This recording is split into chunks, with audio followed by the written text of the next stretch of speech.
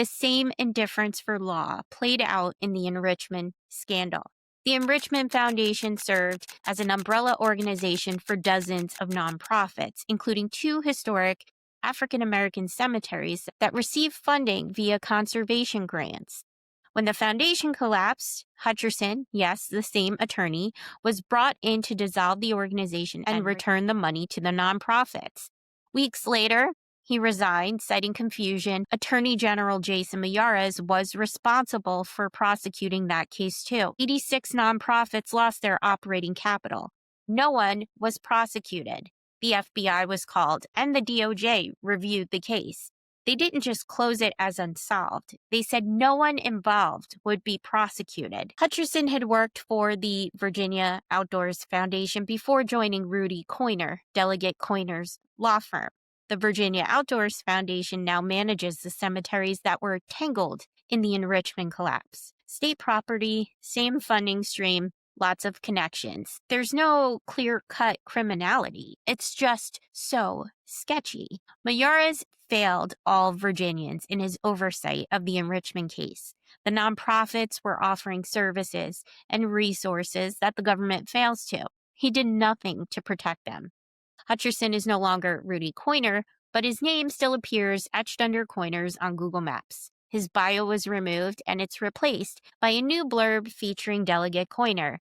That says, in part, our reputation is built on the individual successes of our lawyers, which is a strange line for a firm's website seeking clients, but prudent when the firm can be linked with the enrichment collapse, Laser Construction Services LLC's incorporation, the untold number of liabilities from the unlicensed work, and with a development now in obscurity in Goochland. So why would Coiner think holding back violent text messages as a mandated reporter was the right call? She sat on this information for 3 years. Coiner says in her important message that she strives to practice the Virginia way. In an interview with the Daily Wire, Jason Miyares hit that same note. Miyares says in that interview that the Virginia way meant that even though Washington may not be civil, Richmond can be. It's part right.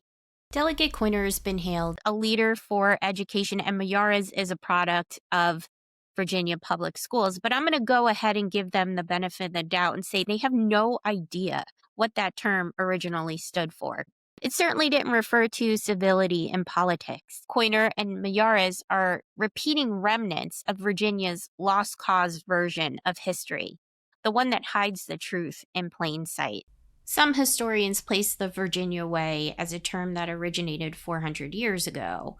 More modern history shows that it was popularized by Douglas Southall Freeman, one of the most influential Virginians of the 20th century. He was a Pulitzer Prize winner and a presidential advisor. Popularized the phrase, public sentiment can be trusted now, as always, to find the best Virginia way. It sounds harmless until you understand his world view. Freeman was a segregationalist and a eugenicist who promoted clean blood and right thinking.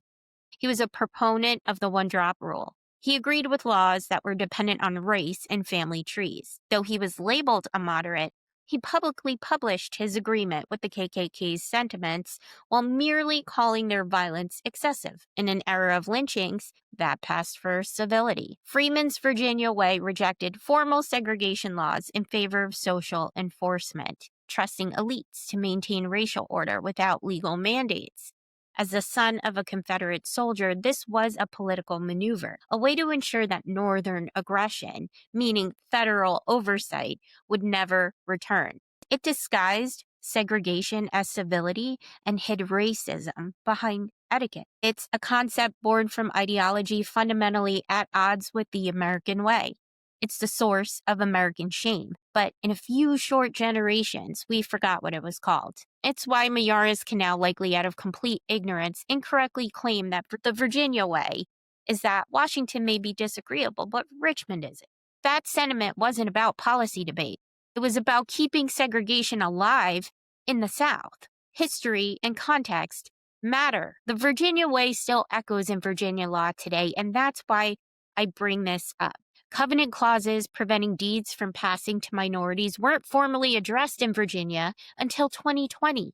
They were never outlawed and had passed through history discreetly. Freeman's suggestion of practicing law the Virginia way in legal processes was built on ambiguity, keeping legalities unofficial and polite. It's the bless your heart version of governance. Freeman's most well-known work was his multi-volume biography of Robert E. Lee. It was an epic of Confederate redemption that reframed traitors into rebels and kept the Confederate flag flying. He used his radio platform to retell Civil War history through the fog of war perspective, crafting a sympathetic narrative of the Confederacy that softened the role of racism. His storytelling paved the way for Confederate statues on Monument Avenue and shaped how generations of Virginians saw themselves. Southall's Virginia Way is the reason why interracial couples like the Lovings had to take their case against Virginia all the way to the U.S. Supreme Court just to marry legally in their home state. So when politicians invoke the Virginia Way today,